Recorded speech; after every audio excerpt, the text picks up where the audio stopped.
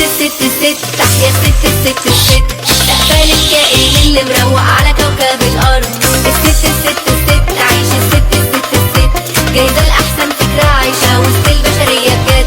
ولا عايزة حاجة من حد والله ما طالبة كتير، نفسها ترتاح ده بجد، عايزة شوية تقدير. ما هو أصل المرأة الواحدة فينا بفرقة، في اليوم الواحد تلقى 100 شخصية وطلعت فرقة.